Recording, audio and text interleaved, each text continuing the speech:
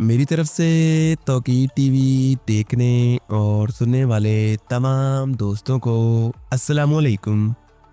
मोहतरम नाजरीन, आज हम आपको ले जाने वाले हैं एक ऐसे इस्लामिक कंट्री की सैर पर जिसकी अपनी आज़ादाना हुकूमत तो है, लेकिन कोई भी बैनुल-अक़वामी सतह पर इसे एक आज़ाद मुल्क तस्लीम नहीं करता।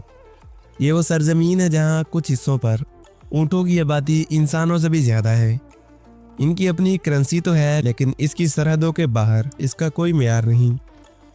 ये वो सरजमीन है जिसका अपना दारुल हुकूमत भी है, आबादी भी है और तकरीबन 5000 साल से भी ज्यादा पुरानी गारें भी मौजूद हैं, लेकिन कोई भी इसे आज एक कंट्री के तौर पे नहीं देखता। ये वो सरजमीन है जहाँ गुर्बत इतनी बड़ी तादाद में पाई जाती है कि अगर आप कोई भी चीज़ खरीदना चाहते हैं तो आपको बंडलों के हिसाब से पैसे इकट्ठे करने पड़ते हैं, यानी कि करेंसी की कोई भी वैल्यू नहीं है। ये खित्ता मशरक़ वस्ता को मवेशियों की सबसे बड़ी मिकदार बरामद करता है। ये वो सरजमीन है जहाँ पर आज इस्लाम के मानने वाले बड़ी तादाद में आबाद हैं। यह तजारत की हमायत करने वाला दुनिया का खूबसूरत तरीन इलाका भी है। यहाँ लोहान के दरख्त बहुत ज़्यादा तादाद में पाए जाते हैं। दोस्तों, ये सरजमीन गैर रस्मी माशियत रखती है जिसकी बुनियाद अपने तारकीन वतन की तहसीलात पर होती है, यानी कि मुल्क का ज़्यादातर निज़ाम आउट ऑफ कंट्री रहने वाले लोग चलाते हैं।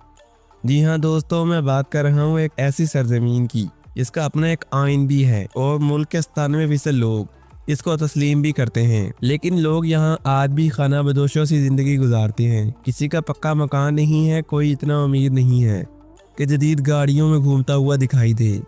जी हाँ दोस्तों, मैं बात कर रहा हूँ सोमालीलैंड की। आज हम आपको सोमालीलैंड के बारे में बताएंगे, वो दिलचस्प हक़ाइक़ जो आज से पहले यकीनी तौर पर आप तमाम दोस्त बिल्कुल नहीं जानते होंगे। दोस्तों, सोमालीलैंड और सोमालिया दो अलग अलग कंट्री हैं, तो इसमें आप दोस्तों ने कंफ्यूज नहीं होना। सोमालीलैंड अपनी हुकूमत के साथ एक आज़ादाना तौर पर काम करता है, लेकिन बैनुल-अक़वामी सतह पर गैर तस्लीम शुदा मुल्क भी है।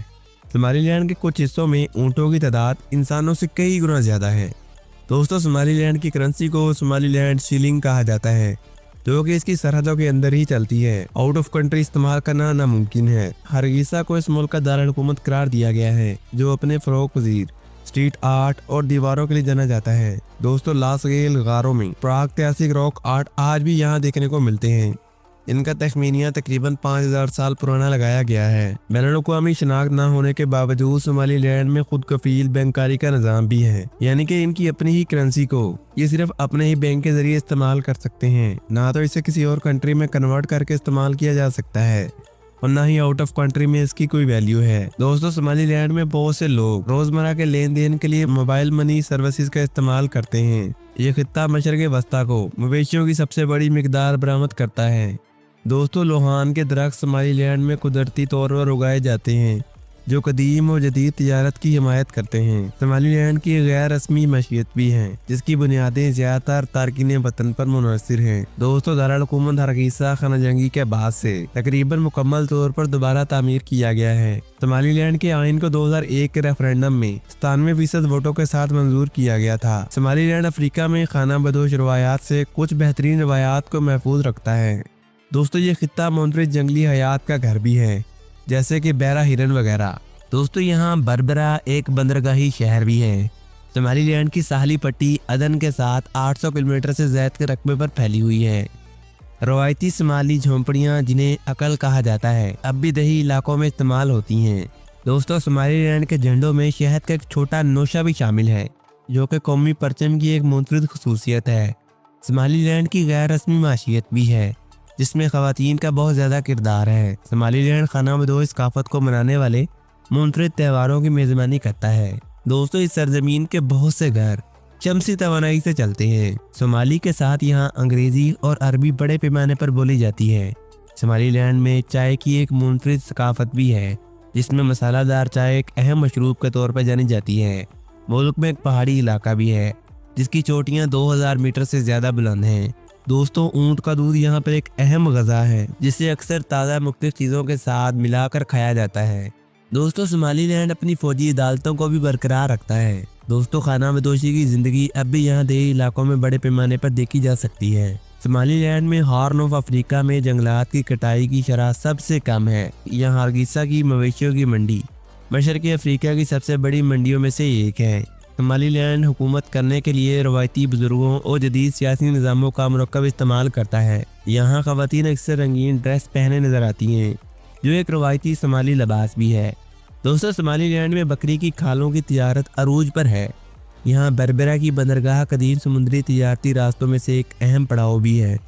यहाँ मकामी फ़नकार अक्सर मुजस्समों और फ़नपारे बनाने के लिए ज़ाया-शुदा मवाद इस्तेमाल करते हैं। सोमालीलैंड के लोगों की ज़ुबानी शायरी की एक भरपूर रवायत भी है। बहुत से सोमाली मुहावरे नस्लों से गुजरी हुई हिकमत की अक्कासी करते हैं। दोस्तों, सोमालीलैंड में कोई रस्मी डाक का निज़ाम तो नहीं है, लेकिन ये निजी खिदमात पर इंहसार करते हैं। आबादी यहाँ पर ज़्यादातर मुसलमान है और साथ ही साथ ये सुन्नी फ़िरके को मानते हैं।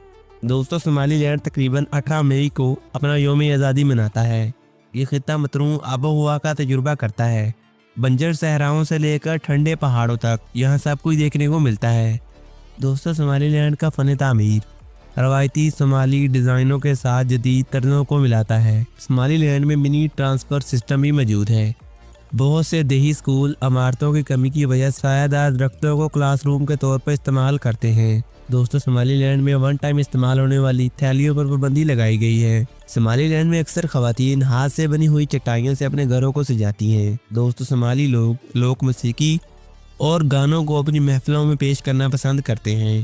सोमालीलैंड की शिलिंग अफ्रीका में सबसे कम फलाई हुई करेंसियों में से एक है। सोमालीलैंड के रवायती रक्स वो तारीख और फ़िरका वाराना है और यहाँ पर खुश्क साली से बचने वाली फसलें इस खित्ते में आमतौर पर उगाई जाती हैं। सोमालीलैंड दोस्तों, सोमालीलैंड रोटी, जिसे कंजीरो भी कहा जाता है, यहाँ पर रोज़ाना का नाश्ता है। सोमालीलैंड उन चंद अफ्रीकी इलाकों में से एक है जो कि 1970 की दहाई के दौरान पुरअमन रहे थे। दोस्तों, इस खित्ते के नौजवान तेज़ी से टेक्नोलॉजी और स्टार्टअप्स में मशगूल हो रहे हैं। यही वजह है कि ज़्यादातर नौजवान नस्ल आउट ऑफ कंट्री शिफ्ट होती जा रही है। सोमालीलैंड की माहीगीरी की सनत अपनी तवील साली पट्टियों के बावजूद तरक्की याफ्ता नहीं है। दोस्तों, रवायती ऊँटों के काफिले अब भी दूर दराज इलाकों में जाने के लिए इस्तेमाल होते हैं।